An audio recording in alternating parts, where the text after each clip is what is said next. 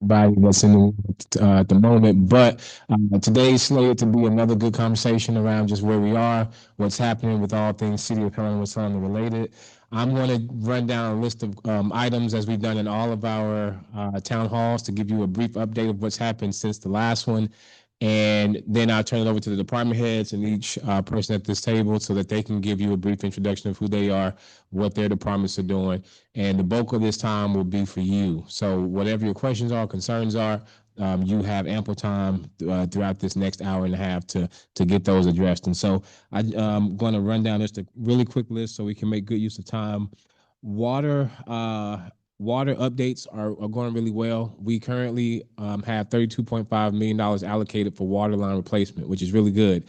26 million of that money comes from the Arkansas Natural Resources Commission. That's a loan that does have some principal forgiveness that the water department would pay back over time. 4.5 million of that is also coming from Senator Bozeman, who earmarked some of that successfully for us over the last 2 months. And I would love to just give a big thanks and shout out to the Helena Harbor team for helping us to get those funds over the last couple of years. And as well, we also have $2 million from the Delta Regional Authority that is also strictly, completely grant money that is also for water line replacement. So we are in a really good place in terms of starting to get our water lines prepared to be fixed. Surveyors are in town. You also will see surveyors that are participating in the watershed project, which is another grant that we are basically receiving on the receiving end of. That's going to help us with some of our storm runoff water to stop some flooding in some really critical places around the city. So that does not address the waste side of that situation yet, but we are moving forward, and that's good progress that we want to celebrate. Economic development. This is something that is also happening, and it's not necessarily front facing for the community, but we have a couple of really good site visits coming up over the next couple of weeks, as well as some virtual conversations with some partners that will potentially be relocating to this community very soon. Animal ordinances. Every single town hall has been riddled with animal control and the desire to make sure that we have a plan in place to make sure stray dogs and stray cats are addressed. And that is not falling on deaf ears. We have looked at several locations. We are in the process of trying to get locations or get offers for locations that work for what the city's finances are currently. And as well, I want to say 2 city council meetings ago, a sample ordinance was drafted, and that will be revisited with the city council body to try to make sure that we have something that fits where we are, whether that's fines, citations, leash laws, everything that encompasses what the city needs to be serious about addressing animal control. We also received correspondence today from Representative Crawford's office about two potential possibilities for funding that the city could use for special projects or general funds that will allow us to expand our capacity here as a city. So we are working diligently to try to make sure, not try, to make sure that we are establishing positive relationships with our elected officials at the state level, at the federal level, and we're proud to just make sure that we represent well for Helena. So there's a lot more I could get into and will get into, I'm sure, over the course of this next hour. But I'll introduce the Chief of Staff, Mr. Kevin Martin Arnold, and from there we'll float around the room to do other introductions. Uh, Kevin Martin Arnold, Chief of Staff to the Mayor. We've just really been doing a lot of work on. Well, for me, I've been working with Street and Sanitation Department a lot to try to make sure we've gotten caught up since that snowstorm. So far, everything is back to normal, normal routes. If you have any issues with your trash pickup, let us know. We've also been trying to identify different streets that we can repair while that aren't in flood zones or in places with a lot of leaks. So like the other day we did some work on the top of the levee, tried to get that Walnut and Cherry area fixed up. Working on different grants in regards to some outdoor recreation opportunities we got going on, and been attending the cohort that we've been a part of that's been helping us to identify some more opportunities to get grants. And just maintaining the day to day. Yeah. My name is Quindarius Sanders. I'm the chief of police. My goal is to get this community the best qualified officers that will render the best service to you all. with that being said, our hiring is open. We have some positions that need to be filled. They can be picked up here at City Hall and or the police department, whichever one you feel comfortable coming to. Right now, we currently have 4 officers that have just passed this week. This is week 7, so they're halfway through the police academy. We appreciate the ones that are supporting them when they see them when they come back on the weekends. Your support doesn't go unnoticed. If I could ask one thing of the community right now that I have my officers doing is the street lights that are out. If you could call, we're trying to get them all working so it can be more visible. I'd end with, I keep an open door policy. Well, it's the smallest thing or the biggest thing. You can come talk to me. I'll give you 2 minutes or 2 hours, whatever my schedule allows. Thank you.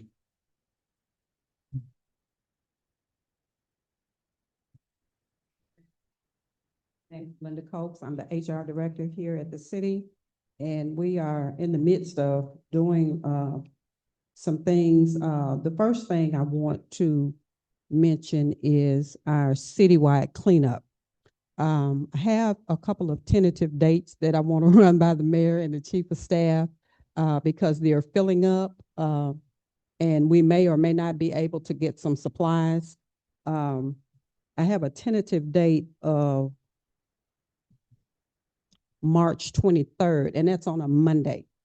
And I also want to see if I could draft the fire department to help us out like they did last time. They cooked for us and we had hot dogs and, you know, the staff that were out doing the cleanups, we could take it to them or somebody would come and pick up for people that were out cleaning up. It was a well-organized effort the first time that we did it, and it was really, really nice. And what we want to do this time going around, I pulled some information from the current events that they're doing, and they are naming their cleanup. They're naming their cleanup in their areas. And so like Camden, clean up Camden. And then they got Sharp County cleanup, cleaning up Northwest Arkansas and Rogers. And so I thought about, because I just love where I live, and they said, well, you know, love where you know, clean up where you live, love where you live. If you love your block, we want to set up in the neighborhoods, streets, whatever block you live on. Go talk to your neighbors, let them know that we're having a cleanup, let them know that we're going to provide the supplies to clean up. And so the block can get out there and clean up their block. If everybody on their block clean up in they respective areas, the block is clean. So you don't have to depend on if we can get there or not, because we may or may not have enough volunteers to get to your area. But if you clean up your own block, then you've made a contribution to the cleanup. And so I think that's a good way to get the neighbors out and get them together. And, you know, you may or may not get along with your neighbors, but the cleanup is for everybody. And if you want to see your neighborhood clean, participate. It doesn't take that much. If one person from each house on that block get out and clean up, it'll be clean in no time. And so that's that's my vision for it. I don't know if it's gonna come true or not, but that's what I would like to see. And I think it's a good way to get that neighborly thing going on and maybe try to keep the blocks clean. And so, you know, when there's excess trash, you know, designate somebody on the block to call street and sanitation, say, hey, we got some extra stuff over here we need picked up. You know, because if nobody calls, it's just gonna lay there. You know, so I think everybody has the opportunity to contribute to the cleanup. So if you live here and you love where you live, which most of us do, help your block clean up. And so that's what we're looking at right now. Once I get a chance to talk to the mayor and the chief of staff and we decide if we're gonna do this particular date, then we'll get the flyers out and get the information out. The fire department is gonna help us out. They helped us last time. They provided sodas and hot dogs and such, and we love them for that, and we won't do it again. I'm begging on the low, but that's what we're trying to do right now. So I will have some information out hopefully in the next week. if not sooner. Hello, everyone. My name is Lakeisha Williams, and I'm in the code enforcement department. I'm still working on trying to eliminate all these salvage yards that's around town. So I'm working really hard on that. And I'm still renewing occupational license. And thank you everybody for coming out. Good evening, everybody. Kevin Stackhouse. I've been in the fire department for 25 years. Currently, I'm the battalion chief. My role is just make sure the day-to-day operation is running, and under the leadership of Chief Brown, make sure everybody got what they need, and just basically serve the community, whatever we can do, like cooking and eat hot dogs. All right, I'm Chief Roderick Brown, the fire chief here. We've had these meetings, we spoke a lot, but I like to piggyback on our code enforcement. So we're doing a lot of inspections. So if you need your business inspected, school districts are getting inspected, just make sure you go through the proper protocol with the code enforcement, get your occupational license, and we'll go from there. And I just like to thank, we have Together for Hope team in town. It's over 100 and some patrons, and I've been transporting them all week. And I just like to give a good hand. Y'all, we got to give a hand for them, man. Yeah, they've been in town. They've been helping out our elderly people in our community, painting houses.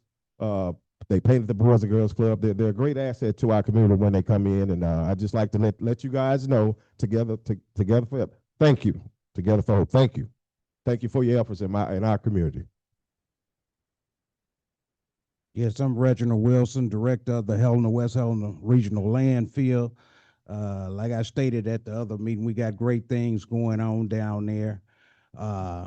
We are now taking old electronics down there. We have a trailer down there taking old electronics now. So if you got some old electronics you need to throw away, we have a trailer. We have partnered with the Eastern Arkansas Solid Waste District, and we have a trailer down there. So just bring it on. Thank you. Thank you.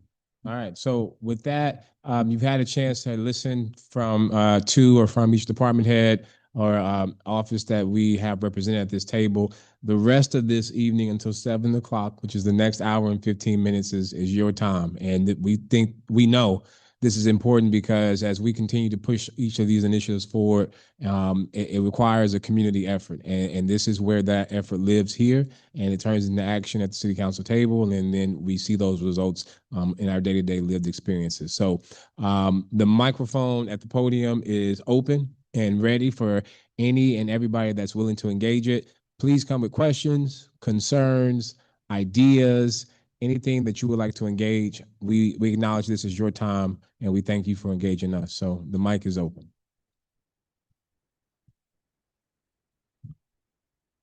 The chief of staff is recommending being mindful of the time, but this is your time.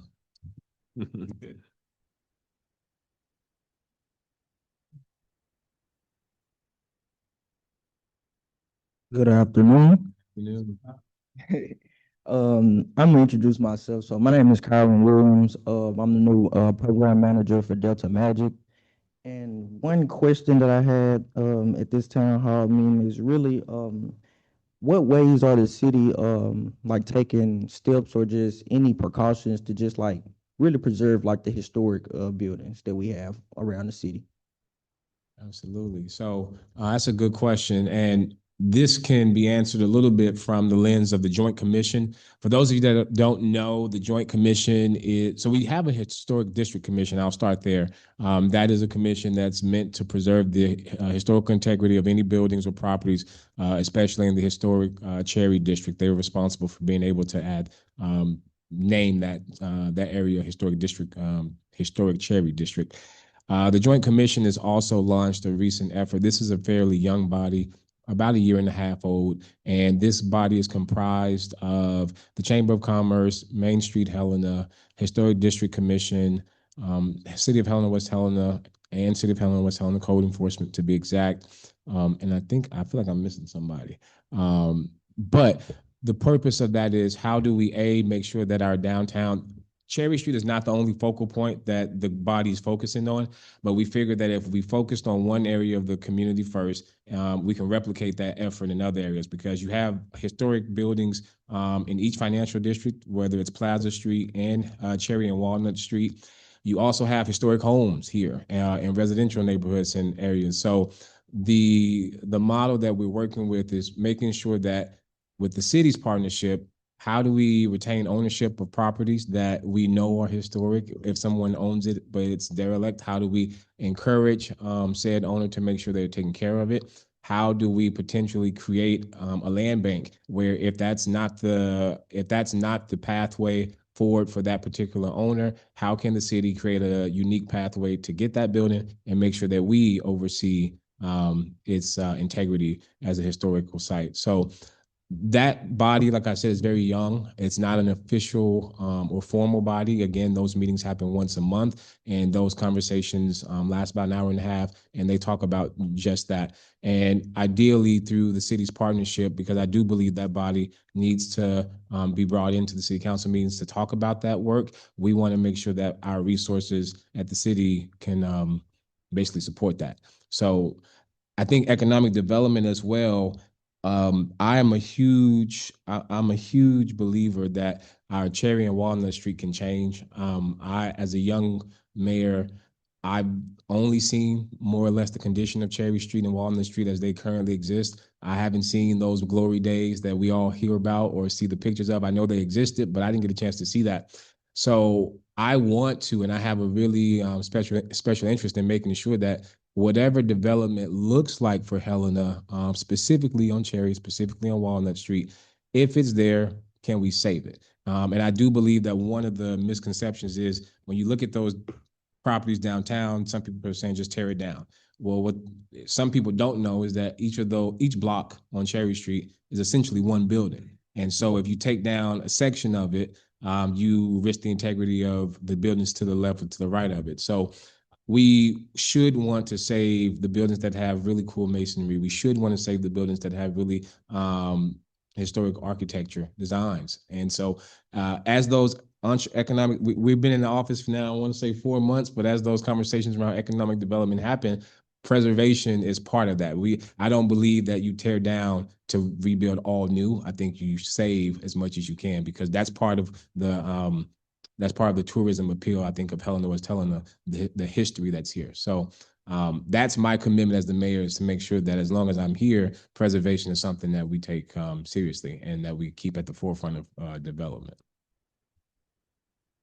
All right, thank you. Thank you.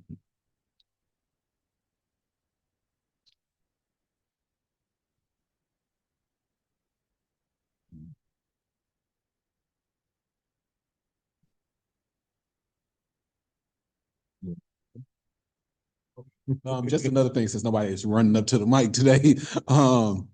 We're also looking at different incentives. We actually had a meeting Tuesday with the Department of Outdoor Recreation and a lot of different groups from across the state who are either like getting involved in outdoor recreation or helping fund it.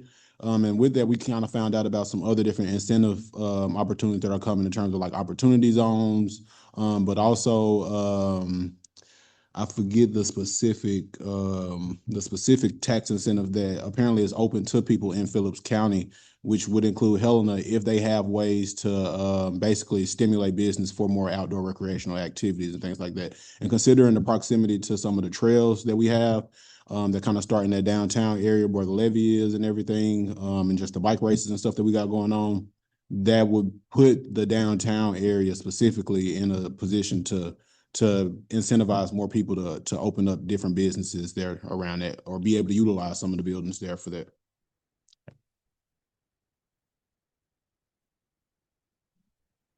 And that just makes me think too, part of the historic district commission that commission is led by Amos Eckerson, a former Teach for America teacher who's now turned architect who's been here for a while.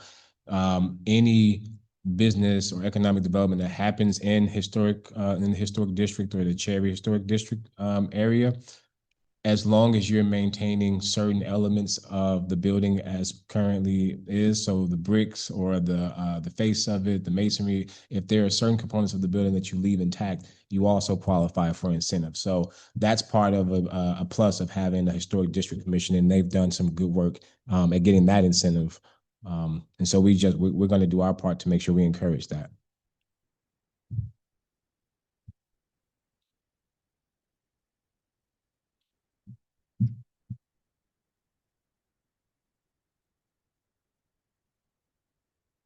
They don't all have to be questions. They could be thoughts, ideas. This is meant to be a conversation. So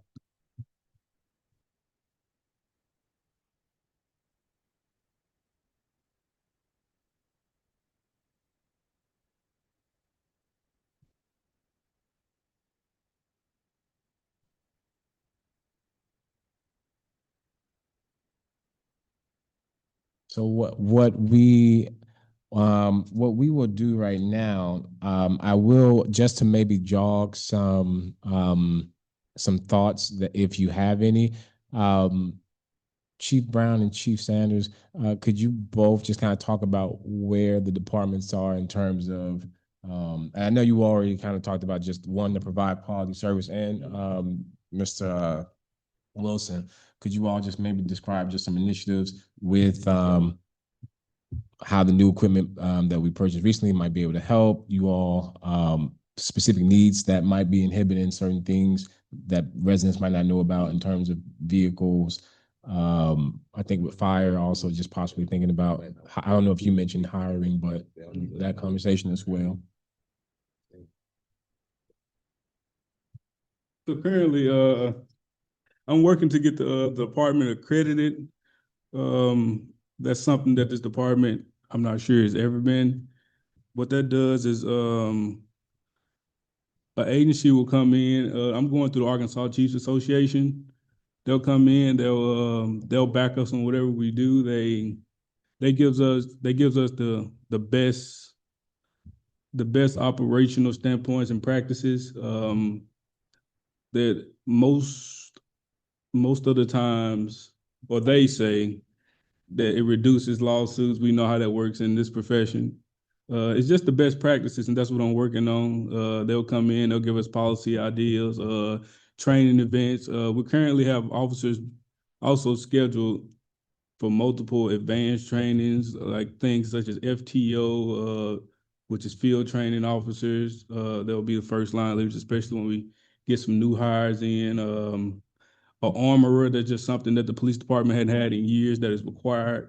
I'm trying to get the department to where it needs to be, and that's part of the best service that I want to be able to render to the community. That's putting people in positions to exemplify that. So that's a little bit of what we're working on right now and how I'm planning on moving the department forward. So the fire department is hiring, 18 years old, high school diploma or GED equivalent. And one of the main things we're doing now is we've upgraded our hazmat units. So like I said, we're on par with that. And probably within this year, we'll have all our guys we have full-time now certified. So if you got somebody that's interested in being on the team, the ad should go in the paper on Monday. It has to run for 10 days. So make sure you turn an application sometime within the next week. And we're going to start a hiring process. And thank you, Mayor, for allowing us to hire again. Most definitely. Yeah. Yeah. And also, Assistant Chief Fluke is a CPR instructor. So if anybody in the community needs CPR training, actually it's led by Assistant Chief Fluke, but we have 3 instructors. So if you know anybody in the community need to be CPR certified, just come to the station and let us know. We can do it on the spot. And we're blessed in those areas. Well, what's going on at the landfill, the first time in the last 6 years, we have a zero violation feed, and we were currently under consent order. And we're about to Thank you. We are about to come from under that consent order probably within the next 3 or 4 weeks. We are hoping, weather permitting. And the equipment that the council agreed that we could purchase, we were running out of airspace in one cell. The Packer, that piece of equipment, which is a Packer, that Packer made us gain an extra 5 years in that sale. So it's been a great help, a great help. And I think we need to hire about 2 folks out there. So if you can put in your applications, if you know how to run heavy equipment, and this is real heavy equipment. This ain't no light stuff. Yes, ma'am. Yes, ma'am. Yes, ma'am. And that's what's going on. Like I say, we got great things going on out there. We are about to get from under this consent order, and we're just looking forward to. We're working on several other projects so the landfill can get some more revenue coming in. Everything is looking up out there. So, if you got any questions, please ask. Thank you, Chief Wilson. Thank you. Oh, And I was just going to give a real quick shout out. The no infractions or violations in the inspection, that's a big deal, because what that is it's a strength of it's a testament of strength to the leadership that Mr. Wilson has had at the landfill to make sure that everything is operating as it's supposed to be, where it's supposed to be, when it's supposed to be, on random pop-up visits. And so that's the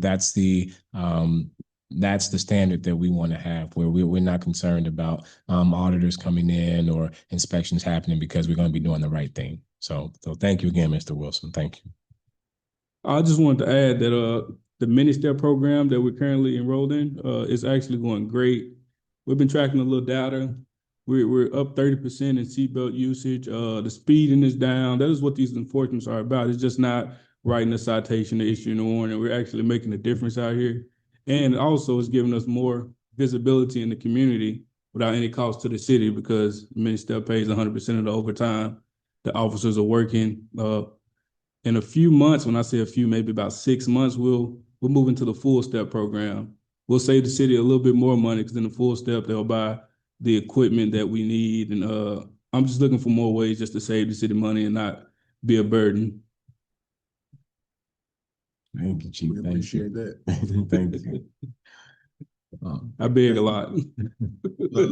Somebody from the line wanted to know whether or not the CPR classes cost anything, in case they were trying to also become CPR certified.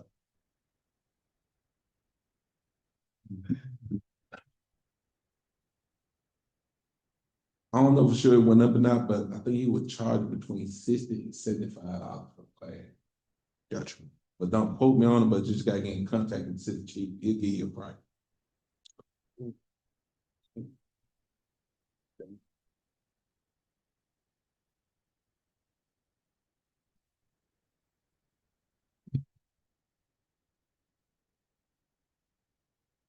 I think I had a comment. It was about the events. So one thing I thought about was sometimes residents try to throw events, they usually get shut down. So I was just wondering, like, how does the city kind of like does the city have like some type of policies or rules and shit? Because I feel like they have the right intentions in some of the events that they try to throw, but they might not have went about it the right way to just get it approved to do it. So is there like any like systems, rules, or anything that the city has for residents, like if they want to throw an event, the steps to go about it to get it approved, so they just don't do it on their own and be surprised the day that they try to do it that it gets shut down? Absolutely. Absolutely. And I'll ask both Chief Brown and Chief Sanders to add on. In short, we do have an event permit application. Depending on the type of event you are trying to throw, there might be a permit that you have to get from code enforcement, especially if it includes fires of any sort. At the end of that, or at the conclusion of that permit application, you do have to have a signature from each department head that's listed there, which is the Street and Sanitation Department, the Police Department, and the Fire Department. And I will ask Chief Brown and Chief Sanders to just detail some of the reasons why our events do get shut down, because they definitely are on the front lines. Oh, you go first. Well, I don't have a lot. It more or less pertains to the police department versus the fire department. And I can speak for the street department. What they do, if some people try to have events downtown in the parks, you may have to block off streets and things of that nature. But it's more or less police-ish with safety. I'll move straight into it. I believe I talked to you a little bit about it, I believe at the council meeting earlier this week. But it's my job or my officers, the job that we asked them to do is to think in the best interest of public safety. I receive phone calls every week about events, and I give them the process. Some people want to go through the process, some don't. The ones that don't, sometimes we show up and we have to do what we have to do. But the only thing that we ask is to make it make sense, and we just want everybody to be safe. That's what it boils down to. We're not against fun. We like fun too. We want events in this city. We just want them the right way. That's what it boils down to. So I say, in order for the people that don't know the proper channels, I keep an open door policy, and my phone rings nonstop. Like I say at every meeting, no matter where I'm at. 2 minutes or 2 hours, I'll talk to you and I point you in the right direction if I'm not the direction. But most of the time, it's just thinking in the best interest of public safety or why the event is shut down or it did not go through the proper channels. I'm not going to make one person go through the channels and this one doesn't. Everybody get a fair shake, I believe. We all walk the same walks of life. Right. Thank you.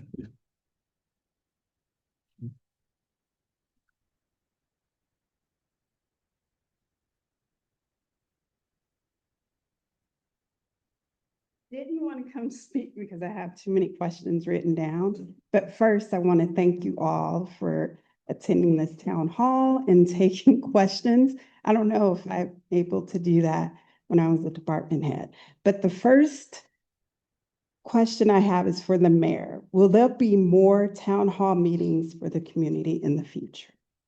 Yes, this is not a one-off. So this is the sixth town hall that we've done in the last 3 months, I want to say, maybe 4. The chief of staff and I, when we assumed these roles, we understood that there's a fracture in between the city and the community and with city administration. And I believe that the best way to fix that is to be transparent and have conversations where they're comfortable, fun, easygoing. Yeah. So we are going to be focusing in the future after this one. We're going to be focusing on youth, high school age youth, but also as well youth ages 18 to 25. That's a population of people that we want to stay. Please buy a home here. You're going to be having kids soon. Enroll them in school here. Invest in your community here. That's a special demographic that we want to tap into. So there will be special town halls for that particular group. We will return to town halls for the entire community. These town halls will surmise with a strategic plan. This city has to say, where are we going to be in the next 5, 10 years? And I don't believe you do that work for people. I believe you do that work with people. And so these town halls, we've gotten a lot of anecdotal information, a lot of good questions, a lot of good notes, and we're going to keep the conversation going. But the point is to also make sure we have that plan put in place. So this will be ongoing. Absolutely. My next question is, I understand that Helena has a big, is it Blues Fest or Oktoberfest? Blues.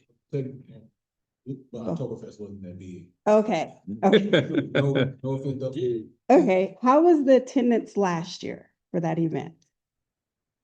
So the Blues Festival is done by the Sonny Boy Blues Society. I believe that's the name. I may have butchered it, but the attendance, the festival last year almost didn't happen. It was a last-minute effort to get those funds for that committee or commission to get those funds and make sure that that festival can happen, because it's the longest longest running blues festival in the world. And so we still pull international audience members from around the world.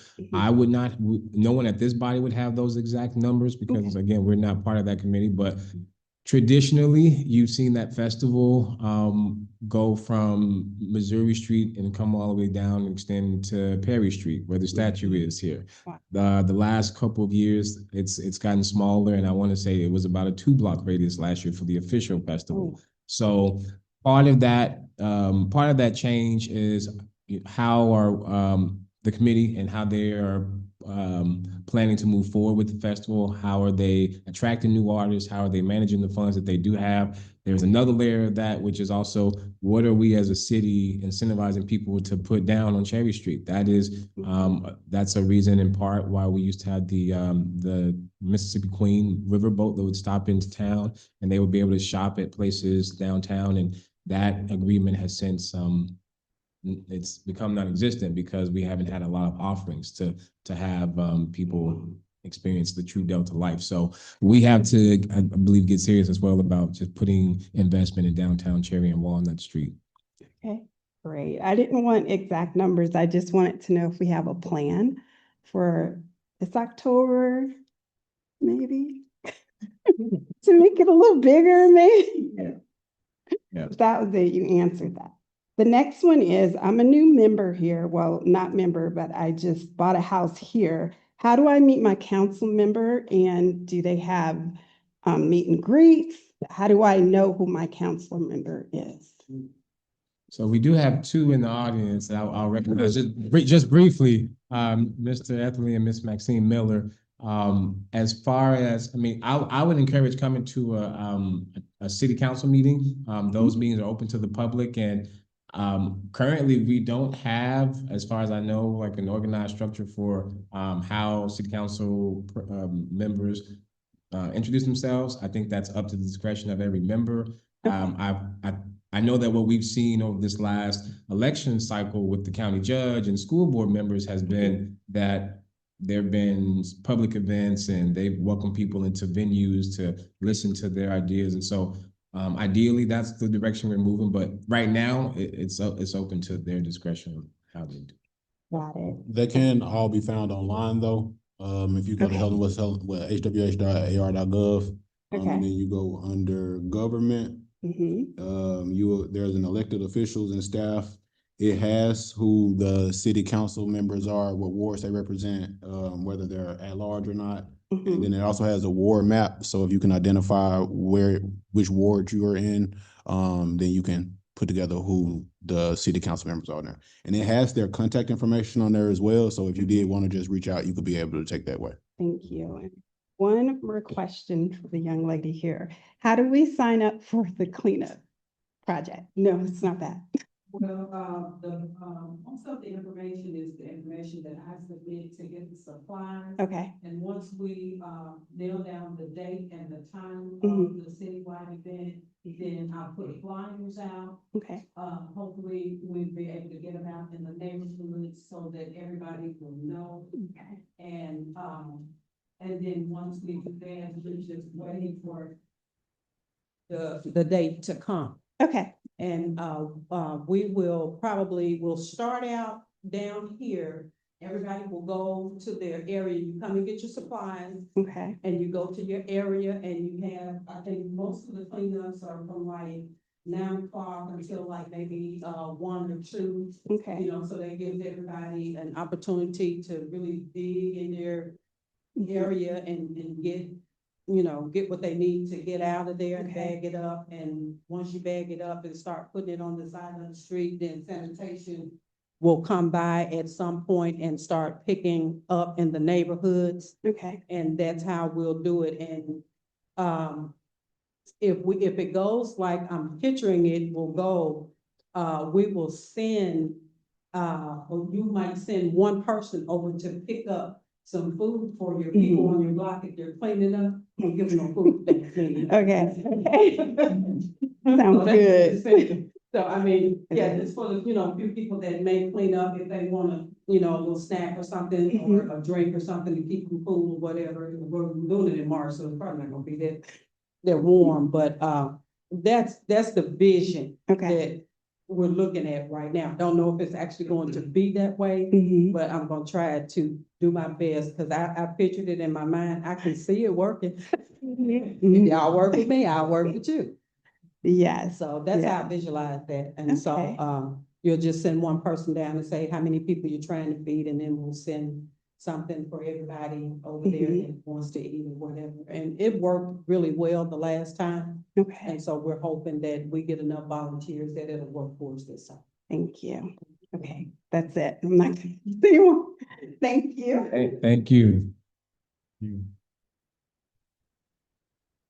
We had a, oh, Relax. Do you think? I have a question about the cleanup days. So, how can our local nonprofit organizations help with that cleanup day or support that? Mayor, so that we can make sure that we're gonna nail down the date, that we're gonna nail down, as far as what day it's going to be. Once we get the date identified, then flyers and information will go out on the website. I plan to go to the radio stations and talk to them. They'll, allow me to have, 5 or 10 minutes to, kind of beef up, the announcement, on the radio. And, I don't know if we can or will do an ad in the newspaper for it.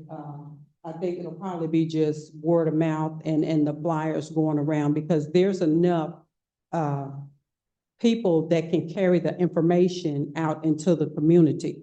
And, we put them up at the grocery stores, on the posts and everything, in the schools, and so the information will be disseminated as best that we can, without having a cost to the city, because the whole gist of it is not for it to cost us a lot, because they donate some supplies to us. Some things we will have to buy. But that's how, we picture that going right now. To add to that too, we recently embedded the local community calendar that's, I think is through the chamber as well as Delta Magic. So y'all got some skin in the game on that one.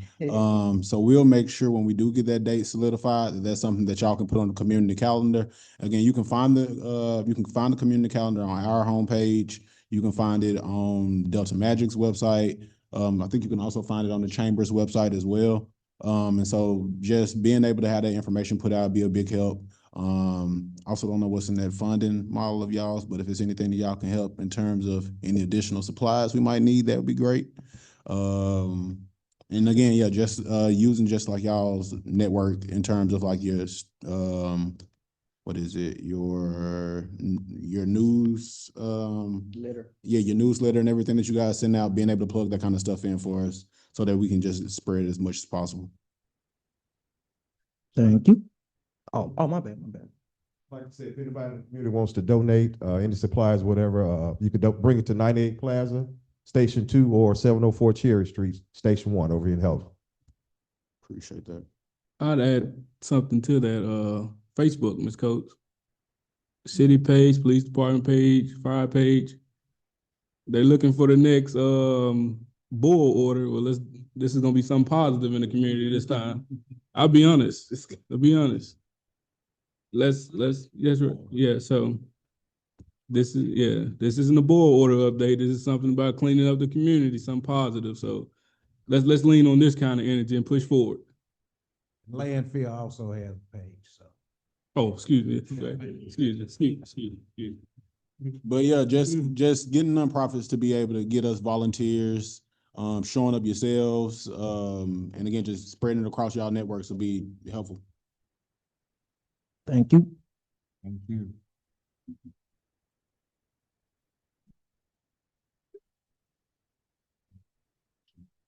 Anybody but her.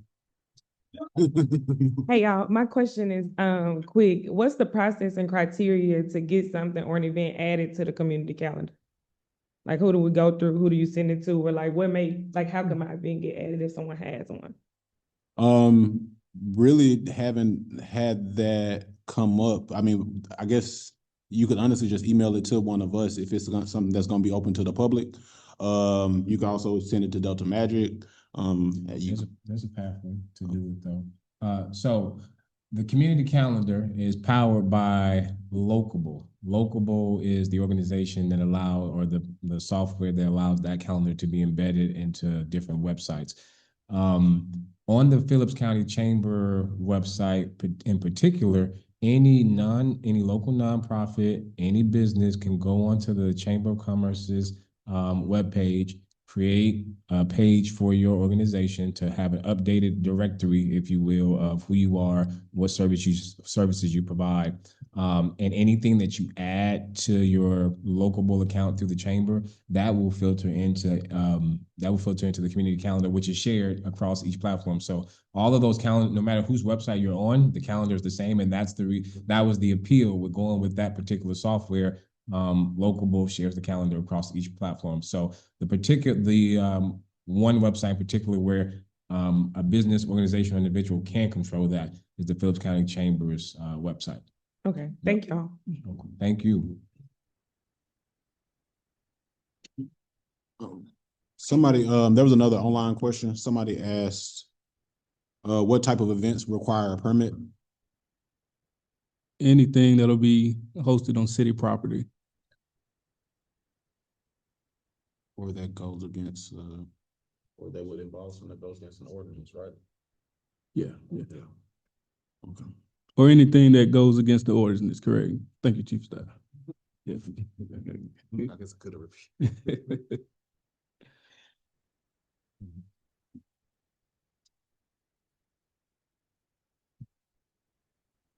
Right, the mic is yours. We're eager for questions or concerns or comments.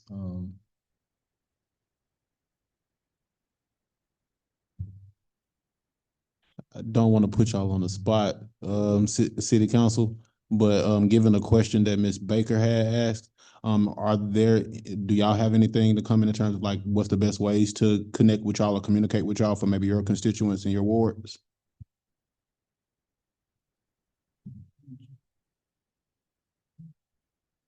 Again, not trying to put y'all on the spot, you can save it for the council meeting,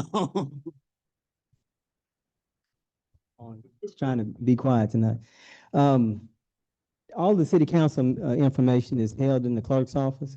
So the clerk, Ms. Sandy Ramsey, has maps. So if anybody wants to know who represents them, they can go to the clerk's office or across the street at the county clerk's office. They have maps, ward maps, and the contact information will be in the city clerk's office.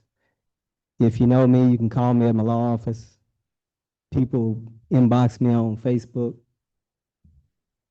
See me at Walmart, just basically anyway. I mean, we're a small town, so.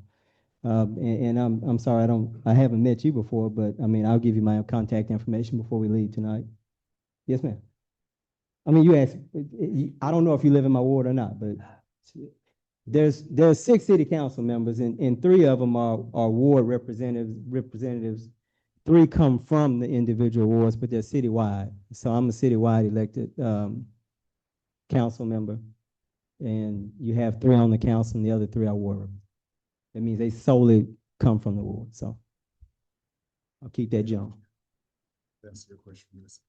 Thank you, Councilman Etheridge.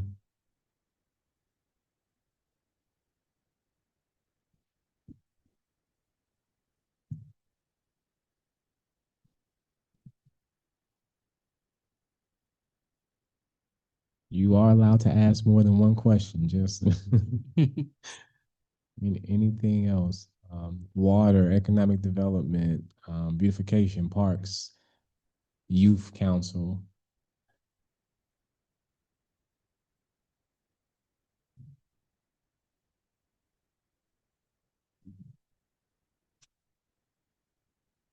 I got another question. Can y'all talk about any collaboration efforts with K-12 to either enrich the CTE or the academic or whichever pathway? How can K-12 connect with different departments or within the city? I love it. I think both Kevin and I probably have. I'll answer maybe half of them. Leave we overfunded, huh? So basically, I'm an educator, and I believe once you've been in the classroom, you're always an educator. And having spent some time at the Chamber of Commerce, one of the things I've walked away with over the last year and a half or 2 years of being there is our K-12 systems have to be made stronger. They have to be. When businesses and new industry have reached out, the top two concerns about relocating to this area, as I've said in previous town halls, one of those areas is K-12 education. When I did the door-to-door strategic plan for the Chamber of Commerce, went all around the county, asked folks what is keeping you here, what's making you want to leave. We listed 96, 97 different industries. The second most important industry, according to the people of Phillips County, education K-12. So what I believe as an educator is that it's not enough to celebrate letter grades. It's not enough to just celebrate what test scores, according to some arbitrary tests, look like. What are the student outcomes going to be? Where are our kids matriculating to college? Which vocational or trade skills are they leaving with? And are they able to come back and service this community? And right now, I don't think that's the case. So the chief of staff and I, we have met with some of our educational partners at DeSoto, at Helena-West Helena Schools, at KIPP. And what we're wanting to do is make sure that we have a pipeline from school to work, not pipeline from school to prison, pipeline from school to work.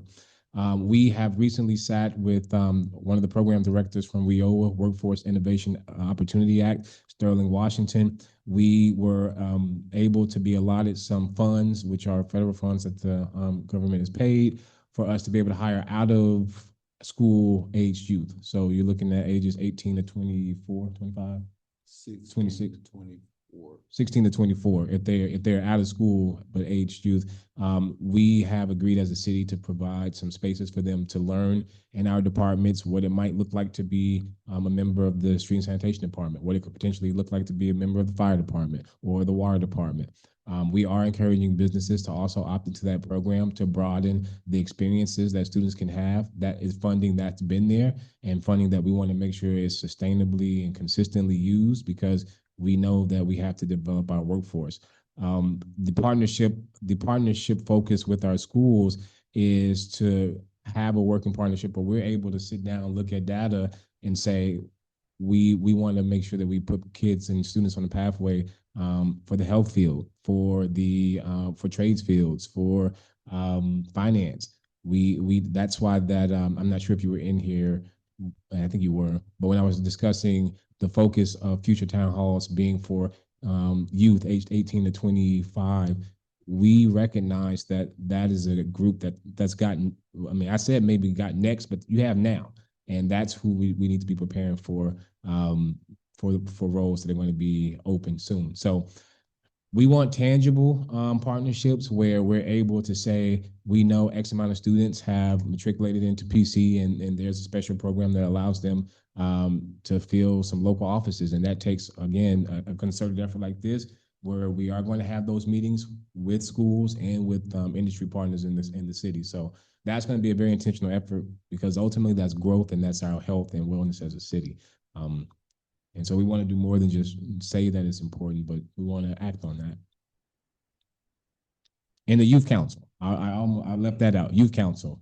We want to make sure that youth have a way to define what that looks like too. So I mentioned this in a previous city council meeting, that a youth council is something that the chief of staff and I both think would be very valuable for our youth here. They have a voice, they have ideas, they have a platform that they're able to use and stand on. And so we want to make sure that their thoughts and ideas are held with as much weight as we talk about when we're conducting regular business. Sorry if that was long-winded, but I hope that gives. I'll piggyback off that a little bit. I know you said K through 12, but currently the police department, we have 3 18-year-olds that are enrolled in the criminal justice program at PCCUA. And it's an experience. We're doing the internships. I think it's 16 weeks long, and we're enjoying it. So we're pouring back into the youth also. They don't stop at K through 12. They're still young adults. We're getting them ready for the workforce and different experience. So yeah, that's just something that we're doing right now also. Yeah, kind of going in the same realm, both of them. Definitely being more intentional about identifying what the workforce looks like here and the future of workforce looks like here, and being able to get with PC We've already started having those conversations, but making sure that we're following through on just making sure that we're aligning the opportunities in the area, as well as the educational area. I mean, the educational opportunity and trade skills opportunities, so that people like the youth are more incentivized to want to stay here after high school. And then on top of that, opening more job shadow opportunities for them to kind of be able to get some like experience seeing what the day-to-day looks like for people who service the community, especially like when it comes to things like our water department, which is definitely in need of more workers to help them be able to just be able to tackle more issues in terms of the leaks and the water infrastructure developments they're trying to make. And so we really want to be able to give them more opportunities to see what it looks like to work in those spaces, so that they can feel more invested in the area. And I think right above, not I think, I know, right above K-12, there's a layer of this that's also economic development. One, on the Chamber Strategic Plan Survey, the education K-12 was number 2 on the list. Number 1 was job opportunities. And what I gathered from that was a diversity of industries, because our youth and our residents here want to have different industries present to be able to work for. So, and it's the chicken or the egg situation. You know, what comes first? Do you bring the jobs? Do you have the workforce? And it's a little bit of both. So we are recruiting national brands and national businesses here, because we have market data that suggests there's money and there are funds here that we leak all the time in different communities. And if we're able to start attracting some of those businesses or companies, then we have the incentive for youth to want to stay local and have some of those job opportunities. So that's another layer of that conversation as well.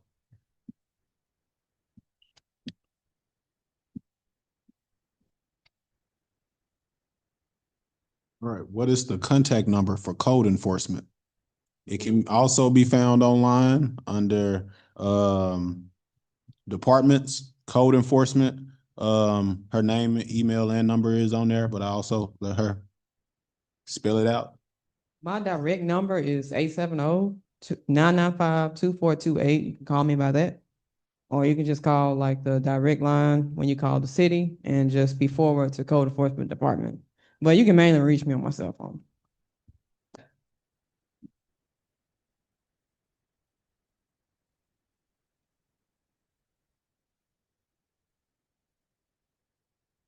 Watch out.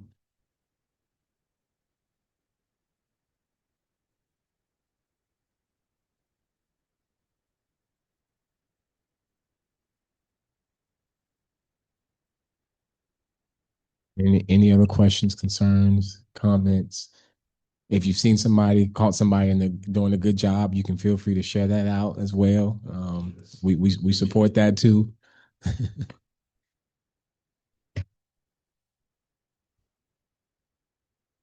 That you have 30 minutes. You have 30 minutes. So as long as you need. The last one. You do not have to promise, because Okay. For the department heads. nobody else ran the business. Since we've had these town hall meetings, what have you learned about the voices from the people, and how do you change? This is Fire Chief Roger Brown. I actually like them because they're very informative to the community. It gives you guys a chance to ask questions and get answers that most people would typically get. Yeah. So I like them, and you know, my job, we're most definitely held accountable, and makes us more accountable, being that the citizens are here questioning us about what's going on. So I love it. I guess a closed mouth don't get fed. So really, yeah, I mean, you brought the state of the city to us, and I hope that we've answered your questions. I hope that we've answered your questions, because we live here too. We have the same concerns. We want the best for the city. I piggyback off that. I like to use the term iron sharpens iron. We all want to see this city in the best shape possible. So hearing from you all and pairing all our ideas together, I had somebody tell me they thought I was mean, thought I was strictly by the book. Well, I am by the book, but they realized that we can have a conversation now, and I respect their ideas and they respect mine. So I think this was a great idea to bring it back. I appreciate the mayor for doing that, and I enjoy hearing from y'all. Anybody else? No? Okay. Just so you all know, the young lady, oh, she's not there, Miss Miller, I passed her note and she is my congresswoman. And she gave me her phone number, so I know who she is now, just so you guys will know. Okay. I'm gonna stop there. But I appreciate all of you. Book, no, so no, I'm gonna stop there. But I do appreciate all of you guys and everything that you do for the city. I cannot run without you guys. And thank you, Mayor, for your leadership. Thank you. Thank you. I would like to answer that question as well. And I've learned this a little bit from the chamber, but I've also learned it even more so now being in this role. No matter which community we're canvassing or neighborhood we're canvassing on our feet, no matter which residents we're talking to, Black, white, young, old, Hispanic, doesn't matter, Asian, everybody's saying the same thing. Everybody's saying the same, Republican, Democrat, everybody's saying the same thing. And what I believe that is important for us around the table, as department heads and administrators, as city council members, and other elected officials, that's our momentum right there. Everybody's saying the same thing. Everybody wants the same thing. So the strategic plan, the strategic vision, that gives me a lot of hope for us being able to come together around a set of 3 to 5 important ideas or targets that we will collectively say, we want to do this in the next 5-10 years. And so it's possible we will get there. And this is a formality to make sure that we can say, what's the 1, what's the 2, what's the 3, what's the 4, what's the 5. So I've enjoyed these because it's reinforced that. Me too, me too. And it makes it feel like you guys aren't untouchable. It makes it feel like you're, she's like, no, it makes it feel like you're human. So we can have a conversation with you. So that's really, really good. And it's remarkable. So thank you. Promise and just sit down. Thank you. Now I'll piggyback off that just a little bit. I feel like if it's anything, you kind of just said it. It's just that I think I learned the importance of us being approachable, so that people know that like we're not standoffish or like people that you can't come to about issues or concerns or questions. It's not like we're trying to hide anything. If we got the information, we'll share it. I will say that again, it also showed me just like the importance of providing opportunity, because you never know what you will get from that. And so it's double-sided in terms of like, again, you see all the stuff that people say on Facebook with the complaints, and then again, you open the room and then you might get 7 to 25 depending on the day. Also just even in terms of us, it means a lot that the department heads show up, even though like we kind of mandate them to show up, but that they show up and they sit through it and they take the shots and everything. We also invite city council, and so it was cool to have the one that came and sat up with us one day, kind of took some of the heat with us. Even the ones that show up in the crowd, and make yourself available for questions after and everything. But I think it says a lot for people for people who have so much stake in the game to be the one showing up and having these conversations with people. And so, yeah.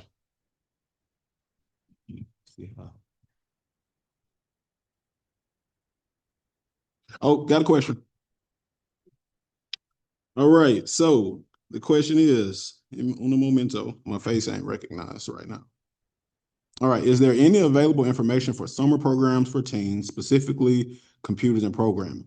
The one that comes to mind first would be Delta Circles. I know that with Miss Patricia Ashanti and her group out there, I think Josh Mundy here that we got behind the camera, I know they are doing a good, really successful coding program out there. And again, that speaks to some of the things that we talk about going forward with like making sure we're giving opportunity for the youth with like future markets. We are going like a really AI directed place. And so having students from our area be able to have access to coding is super important. And so that's the one that comes to mind. I don't know if John Dallencourt is doing anything over the summer, but he would be a good person to maybe talk to if you know him, you can get in contact with him. If not, I got his information, but I'm sure he will probably be more than willing to do some summer coding and programming and things like that. But those are the two that come to mind first. If anybody else knows of any, feel free to come up or come off on the mic. I'm a busy guy, but I dedicate some of my time to some of those programs for y'all who don't know. For the Army, I'm an IT specialist. I hate to say that because my phone rang the first time I said that. It rang. But I'm still doing that for the Army National Guard. Utilize me, I'll help where I can, but yeah.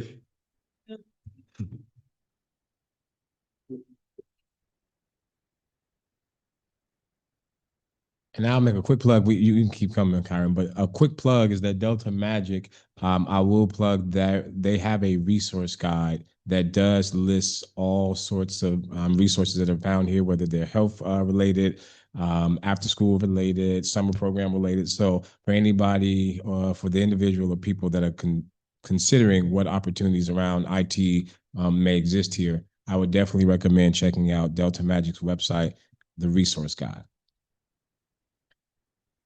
So I kind of have, this is more so like a comment that I would like some feedback from. So with our water crisis that's going on in our city, it's it's starting to cause like a lot of attention, like around Arkansas mostly. And this goes into my point to where like, so I have a brother, he's in the engineering program at University of Fayetteville, Arkansas.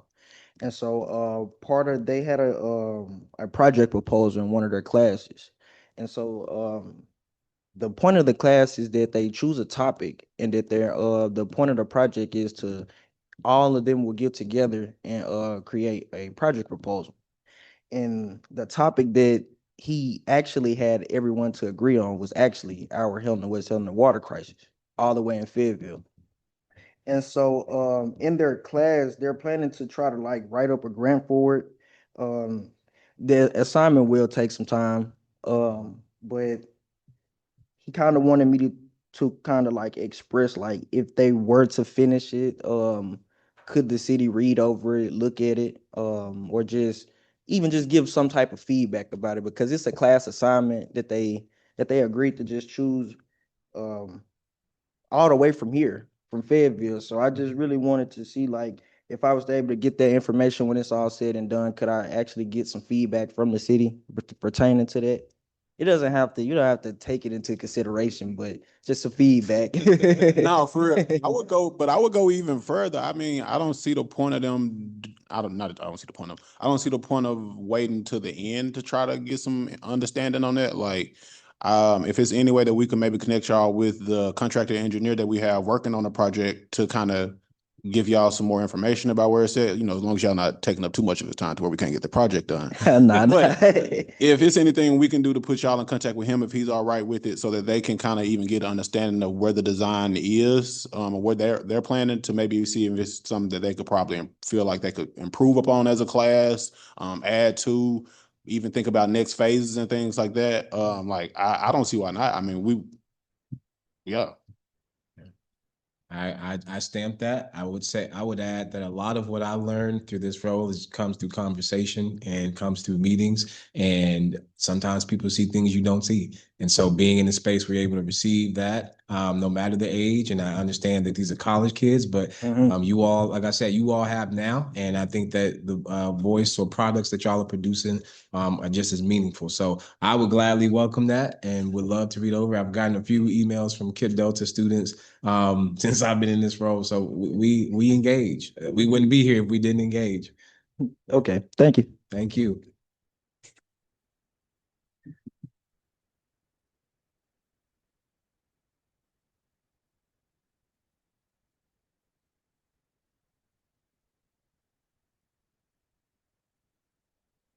We still have 20 minutes in case there's any burning questions, burning comments, burning concerns. If you're thinking about something that you would like to ask, that is okay. But something that came to me 5 minutes ago, I would love if you were willing, each of you, each person that's in attendance, to just come up to the mic and maybe just say one thing that you want us to keep in mind. If it's a specific issue, if it's a specific street, if it is a specific place in the city, we'll gladly welcome that. I would say, or even just why you came. Yeah. Just like what made you want to come to today's town hall, even On a Friday of all days. Good evening, all. Mr. Mayor, Chief of Staff, Department Heads. I'm Nicole Ford, and I'm a city council candidate for city council this year. And I just want to say, commend you all on just doing such a good job. I am thankful and so proud of the direction that the city is headed in. And just to see not only for us, but for the future generations that's coming behind us to see better days for them. And so I just want to say thank you all. I know sometimes you don't get it enough. Also, I know sometimes we expect things to happen overnight and it just don't happen that way. But just want to say thank you, Mr. Mayor, Chief of Staff, and just like the whole city and all. And one question, what is the ordeal with the potholes? Are we going to see better streets for our citizens? Like especially to get here, like we want our citizens to come out and be supportive. But also public safety is also a key. So, some don't like driving at night because they're scared that, that they don't see the road, they don't see what's going on. So what's the condition or the I got you with on the that one potholes? because I got you on that one. Because I completely understand. I know somebody in the room don't look at that road at night when they drive, and I got to deal with it. No shade. But in all seriousness, it goes back to what I said earlier. We're working on the areas that we can afford with the amount of asphalt and everything that we got.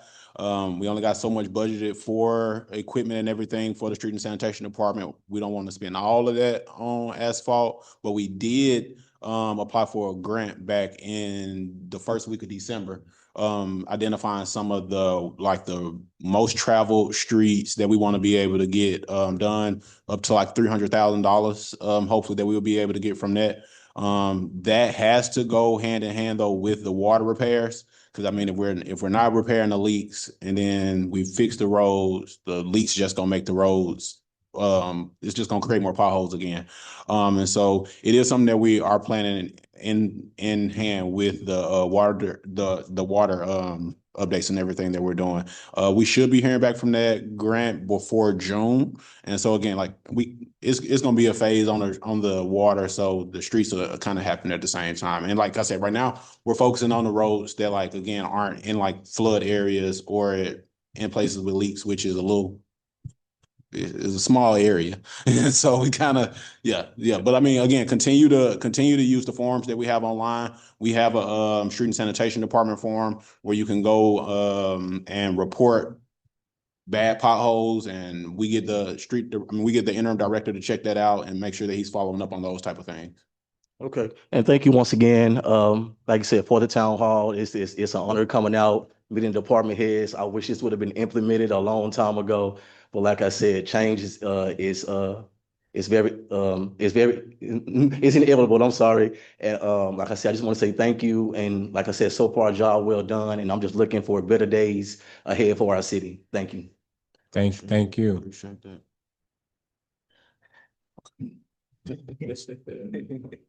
Um, to answer your question, what brought me here to this town meeting on a Friday?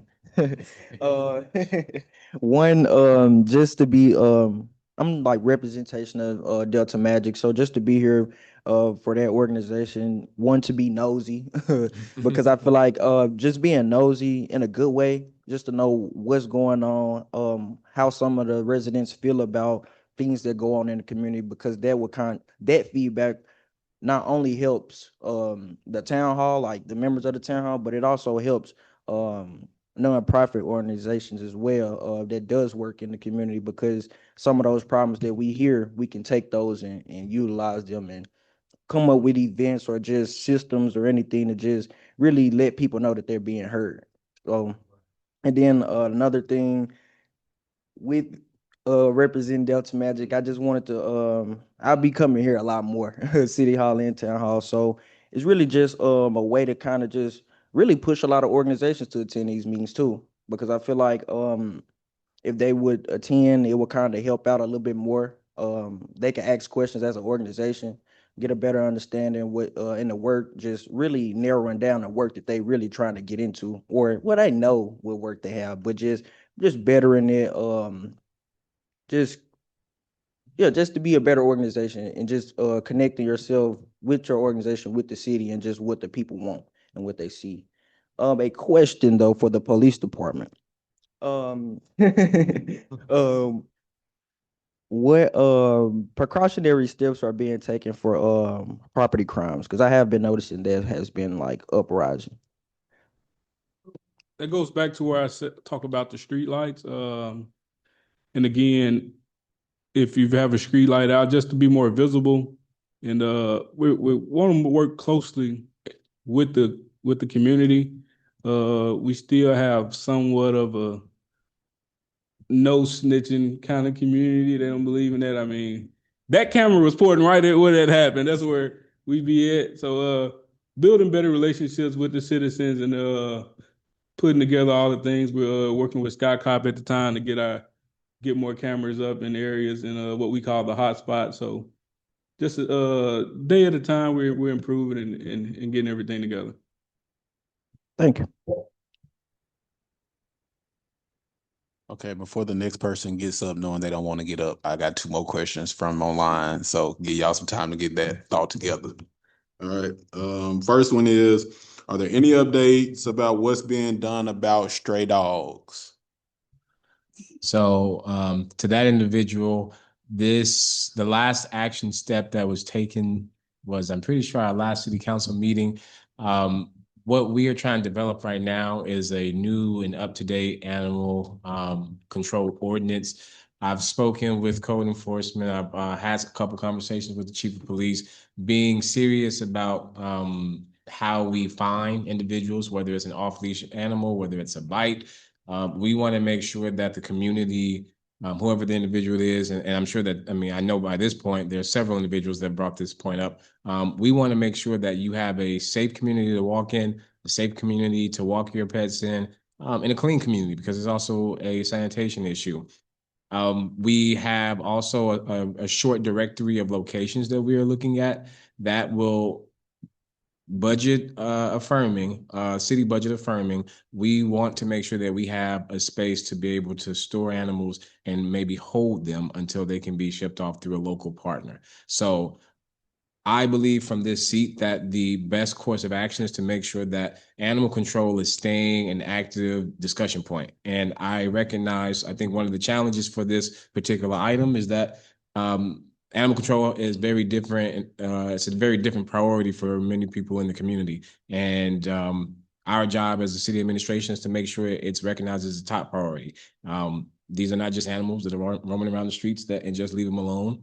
No, they need to be addressed. And so that's the tone that we have established, and we'll continue to hold that. So looking at spaces, currently welcoming the council to help draft an ordinance. We've had some public comment as well through email just as recently as yesterday around local ordinances. I want to say out of Little Rock for how they're tackling animal control. And if we have to scale what they're doing, which we obviously would, scaling it to what our operation is going to be the plan. So animal control is definitely top 5, top 3 issues for sure for the city currently. I'll speak a little bit about that also. I was stopped in Walmart, like I always am, but citizen said that dispatch told them that we weren't dog catchers. We weren't responding to animal control calls. Dispatchers currently ran at Central Dispatch, and it's a county entity. However, we respond to 100% of animal complaints and or calls. I tracked down that dispatcher and her supervisor. We got that nailed down pretty quickly, and that shouldn't happen again. And I'll apologize on their behalf. Appreciate it. Thank you. Way to clear that up. Oh, next question was, are there any ways for citizens to contribute to helping people start businesses locally? Cool. So While I'll give you the floor to talk about occupational licenses in just a second. But I'm not sure the context of starting businesses, but there are a couple of different resources and assets that the community has. The Chamber of Commerce has resources to help point individuals in the city to the right place if they want to access capital, access a loan, access a commercial space. That is what the Chamber of Commerce does. So I would definitely want you to engage with the Phillips County Chamber of Commerce. We have the director of Arkansas 75 Strong, whose name is Drew Smith. He is also a resident in the community that leads an entire statewide program on starting businesses. Ms. Patricia Ashanti of Delta Circles, the Innovation Hub. What she does is help local entrepreneurs scale their businesses, sell their products. One initiative that we, depending on the scale and the size of your business, one initiative that we're wanting to make sure we implement here successfully is a farmers market and local market. So we recognize that there are several people in the community that have businesses, many primarily out of homes, and occupational licenses are important. And I want to be on record for saying that because that's going to be the pathway forward that you'll see us engage. So I'll turn it over to Ms. Williams to just speak briefly about occupational licenses and the importance of those.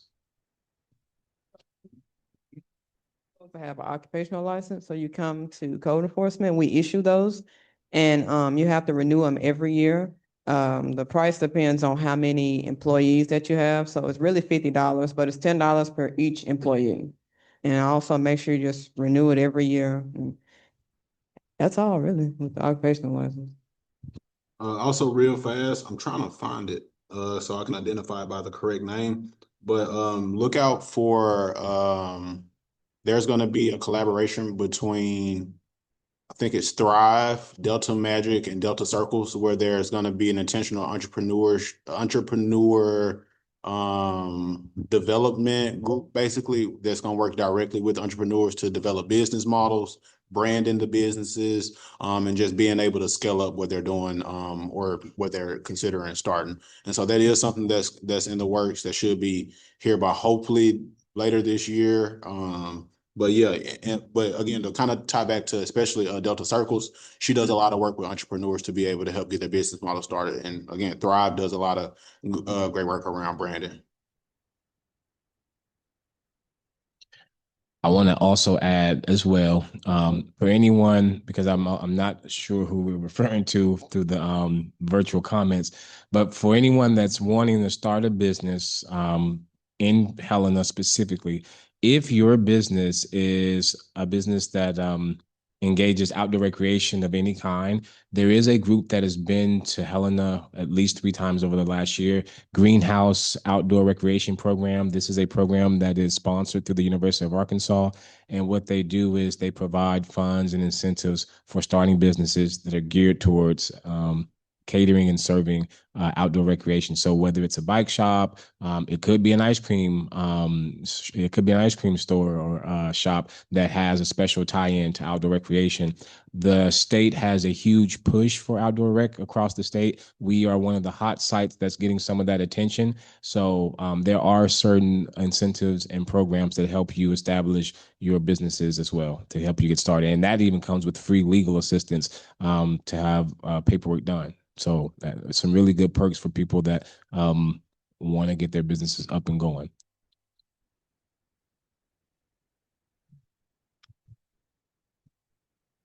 Oh, another question. All right. Uno momento. All right. Can you explain what you mean by find if unleashed? Sometimes I want my dog to be free. So where can I let my dog off the leash versus when it's required to be on the leash? That is the question. So, as an owner of 2 dogs, I understand that we live in a very rural community, and I myself was admittedly guilty of walking my dog off leash when I first moved back. Fortunately, did not have a lot of issues with stray dogs. However, we do have city ordinances, and we want to make sure that those ordinances, as the chief of police mentioned earlier, we want to make sure that those standards are the same for everybody. And so what we are hoping to establish is a dog park. There are several places in the city that are primed for an additional park, and what that does is A, it provides a space that allows you to let your dogs off leash. B, it also promotes pet education. I've been in conversation with a couple of local programs. We have Friends of the Delta Dog, we have Meals on Wheels. There are a couple animal benefit nonprofits here. And what we're also wanting to do is make sure that we launch a school campaign, whether we're fostering or adopting, so that we can tackle our animal control issue in a creative way.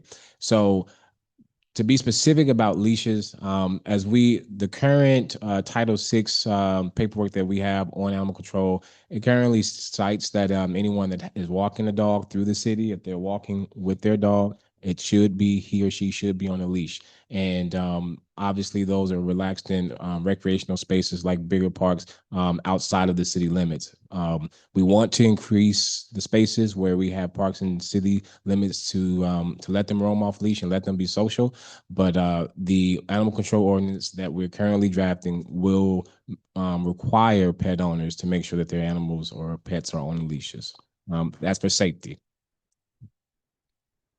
Also, hopefully we'll be, at least in the meantime, able to tend to the existing dog parks that are located in Helena, right by it's the Eliza Miller, the former, what's Arkansas Street area, the Holla. I only know it as the Holla. Sacred Heart. Over in Sacred Heart.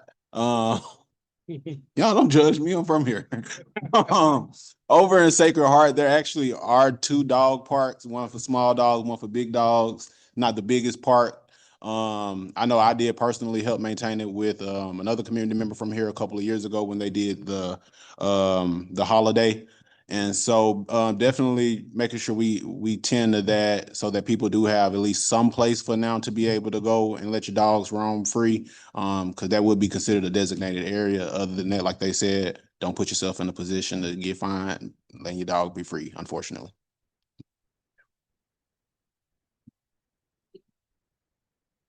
I don't like that one. I'll talk a little bit about property crimes.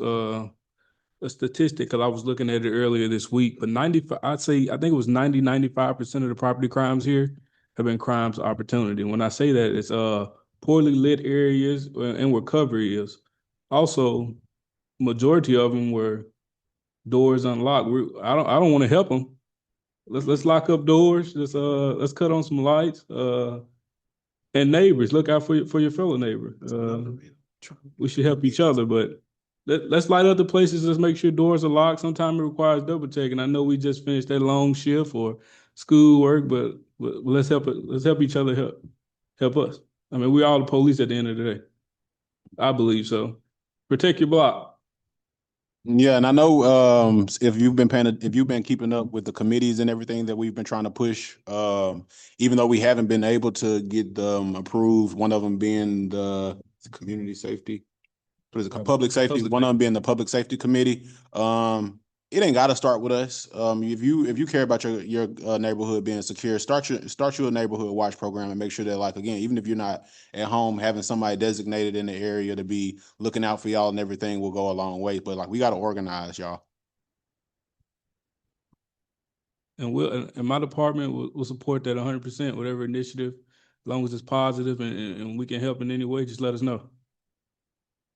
Now, if anybody want to come up and introduce yourself and tell us why you're here or what you want us to focus on, it's 6:50. It means 7 o'clock, so you ain't got to. It's 7, so you ain't got to.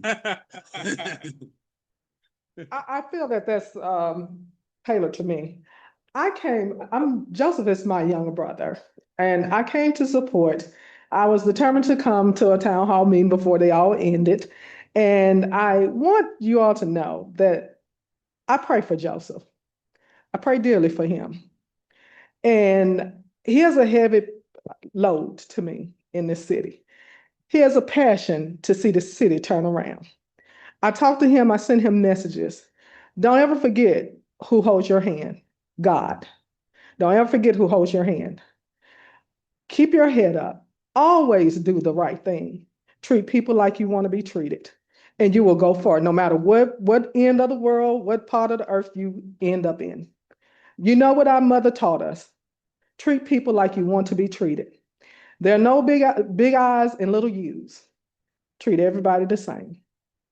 And God will bless you. I pray for him all the time. Some of the stuff I hear from this town is so frustrating to me. And sometimes we have to put ourselves in a seat, or you have to put yourself in that position, and you maybe sometimes you understand what a person goes through, but until you sit in that seat, you don't know what they go through. I hear him call me at night. My mother's no longer here. He calls me, or I call him just to check on him. Joseph, how are you doing? Victoria, I'm up on my computer, trying to figure out this, trying to figure out that. He has a heart, a passion. His heart is bigger than mine because I couldn't do it. I honestly could not do it. My mother, she knows her children. I probably would have said some things and, asked God to forgive me after I said them. But I honestly pray for him. And I know, and I don't want to get into a lot of things, but I know for what he makes here, you got to look at him and say he has a heart. It's a passion that he wants to see this city turn around. And I believe that it can happen. I do believe that it can happen, and it will happen. I'm an encourager, not a discourager.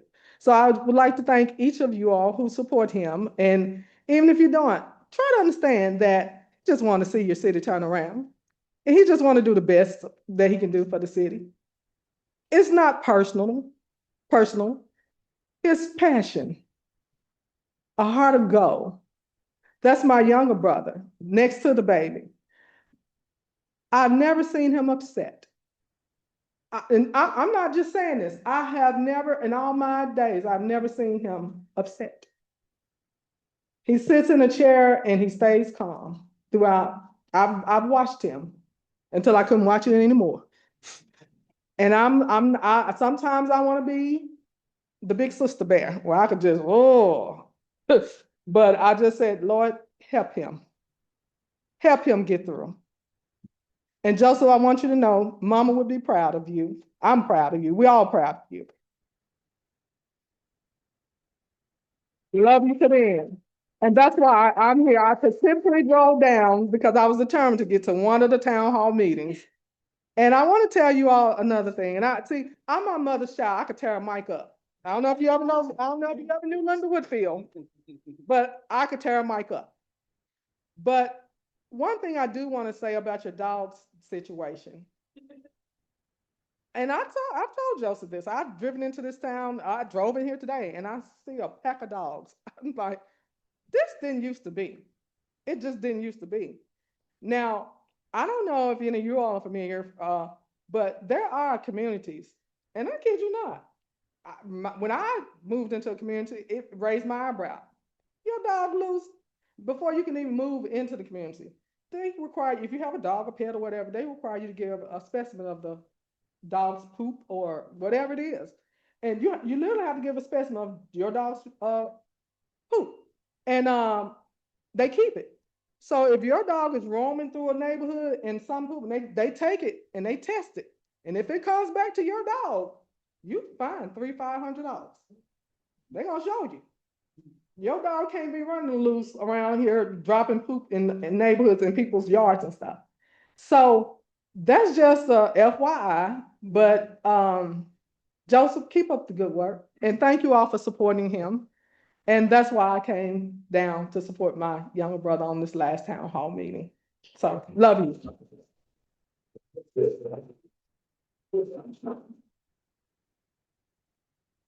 Well, No. Victoria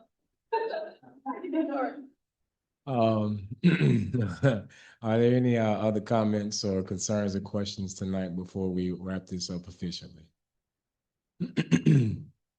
Now I'm choked up. If there are none, if there's nothing else, I want to thank everybody for coming out tonight. This is going to be a big undertaking to make sure Helena-West Helena looks the way it's supposed to be, operates the way it's supposed to be, and is the way it's supposed to be. We have a lot of our brighter days ahead of us, and that is what I'm asking every citizen at home. If you're watching this live now, if you're watching this later tonight, if you're watching this tomorrow, if you're watching this 2 months from now, my call to action for everybody that sees this is to ask yourself, what can you do for Helena-West Helena? We complain a lot. We sometimes have problems for every solution. There are people in this community that are doing great work. And I could start naming them, but I don't want to leave off a person or an organization. So get involved, see an issue, take care of the issue, and come engage with city administration. We will be accessible, as the chief of staff mentioned. Our department heads will be accessible. We care. We're going to enact plans. We don't want to continue to just talk about the work. We'll be about it. And so I thank you all again. We will update you all with another list of future town halls. The next ones will focus on our youth, because we want to make sure we're targeting that specific demographic. Get home safely, enjoy a Friday late dinner, or even a quick plug, a special trip to Delta Dirt. So thank you and take care.